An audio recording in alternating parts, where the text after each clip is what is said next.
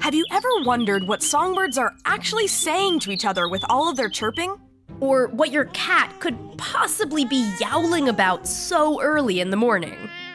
Well, powerful new technologies are helping researchers decode animal communication and even begin to talk back to non-humans. Advanced sensors and artificial intelligence might have us at the brink of interspecies communication. Today, we're talking about how scientists are starting to communicate with creatures like bats and honeybees, and how these conversations are forcing us to rethink our relationship with other species. I'm Kelso Harper, multimedia editor at Scientific American. And I'm Sophie Bushwick, tech editor. You're listening to Science Quickly. Hey, Sophie. Hi, Kelso. So, you recently chatted with the author of a new book called The Sounds of Life, How Digital Technology is Bringing Us Closer to the Worlds of Animals and Plants. Yeah, I had a great conversation with Karen Bacher, a professor at the University of British Columbia and a fellow at the Harvard Radcliffe Institute for Advanced Study. Her book explores how researchers are leveraging new tech to understand animal communication in the burgeoning field of digital bioacoustics. Digital bioacoustics. Huh. So, what does that actually look like? Are we trying to make animals talk like humans using translation collars like in the movie Up? My name is Doug. My master made me this collar so that I may talk. Squirrel! Not quite, but that is similar to how researchers first started trying to communicate with animals in the 70s and 80s, which is to say they attempted to teach the animals human language. But many scientists today have moved away from this human-centric approach, and instead they want to understand animal communication on its own terms. So instead of trying to teach birds to speak English, we're deciphering what they're already saying to each other in birdish or birdese. Right, exactly. This new field of digital bioacoustics uses portable field recorders that are like mini microphones you can put pretty much anywhere. In trees, on mountaintops, even on the backs of whales and birds. They record sound 24/7 and create oodles of data, which is where artificial intelligence comes in. Researchers can apply natural language processing algorithms, like the ones used by Google Translate, to detect patterns in these recordings and begin to decode what animals might be saying to each other. Wow, that is wild. So, what have scientists learned from this so far? One of the examples Karen gives in her book is about Egyptian fruit bats. A researcher named Yossi Yovel recorded audio and video of nearly 24 bats for 2.5 months. His team adapted a voice recognition program to analyze 15,000 of the sounds, and then the algorithm correlated specific sounds to certain social interactions in the videos, like fighting over food or jockeying for sleeping positions. So this research, combined with some other related studies, has revealed that bats are capable of complex communication. All I remember being taught was that bats make high-pitched sounds to echolocate as they fly around. But it sounds like there's a lot more to it than that. Yes, definitely. We've learned that bats have what are known as signature calls, which act like individual names. Whoa. And they distinguish between sexes when they communicate with each other. What? They have dialects, they argue over food and sleeping positions, they socially distance when they're ill. Are you serious? Yeah, they're better at it in some ways than we are. So one of the coolest things is that bat mothers use their own version of motherese with their young. So when humans talk to cute little babies, we use motherese. We raise our pitch, like, "Ooh, what a cute little sweet potato." And bats also use a special tone to talk to their young, but they lower their pitch instead. Ooh, what a cute little sweet potato. This makes the bat babies babble back, and it might help them learn specific quote-unquote words or referential sounds, the same way that motherese helps human babies acquire language. That is bonkers. Or, I don't know, is it?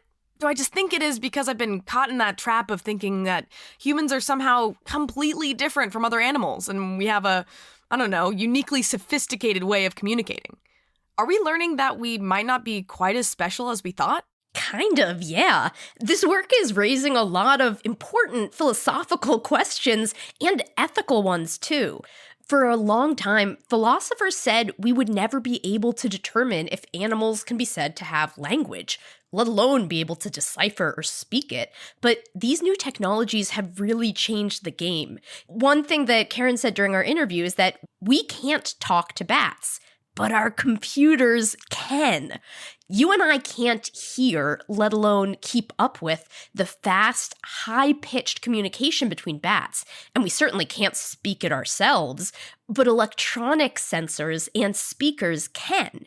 And with artificial intelligence, we can begin to trace patterns in animal communication that we never could before. People still debate the question of if we can call it animal language, but it's becoming clear that animals have much more complex ways of communicating than we thought before. Apparently. What other examples of this can you find in the book? Karen also told me the story of a bee researcher named Tim Landgraf. So, honeybee communication, very different from our own. They use not just sounds, but also the movements of their bodies to speak. So, have you heard of the famed waggle dance? Yeah, is that the one where the bees shake their fuzzy little butts in different directions to explain where to find nectar? That's the one! But the waggle dance is just one form of honeybee communication.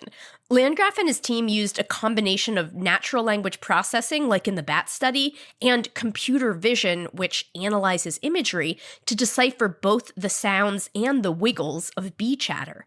They're now able to track individual bees and predict the impact of what one bee says to another. That is so cool. Yeah, they have all sorts of specific signals that the researchers have given these funny names. So bees toot and quack.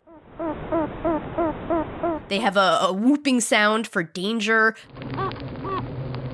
piping signals related to swarming, and they use a hush or stop signal to get the hive to quiet down. Wow, I love the image of a quacking bee.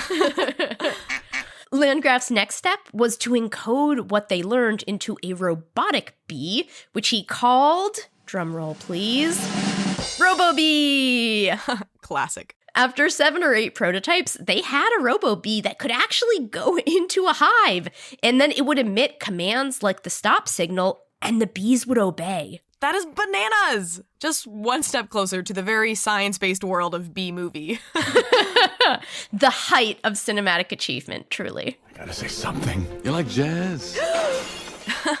Well, before we wrap up, is there anything else from your conversation with Karen that you'd like to add? I'd love to end on one quote from her. She said, "The invention of digital bioacoustics is analogous to the invention of the microscope." Whoa. The microscope opened up an entire new world to us and laid the foundation for countless scientific breakthroughs visually.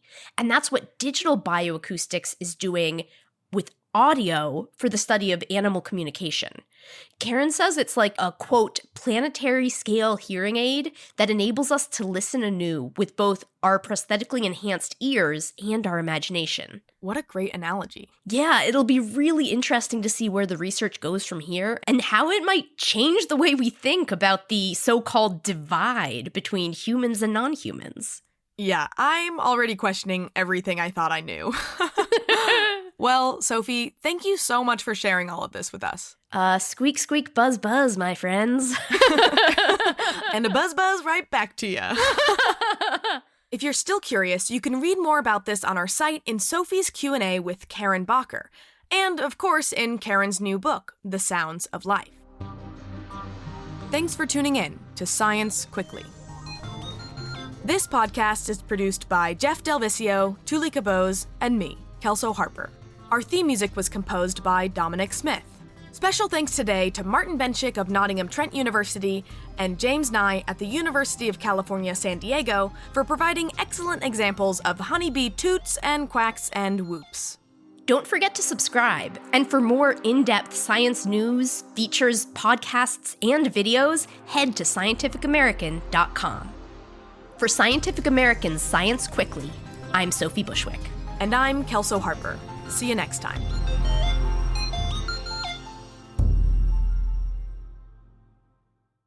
I'm so excited. Also, I will be turning your Boo Boo Bebop Sweet Potato into Boo Boo Bebop Sweet Potato. Yes, it's all I've ever wanted.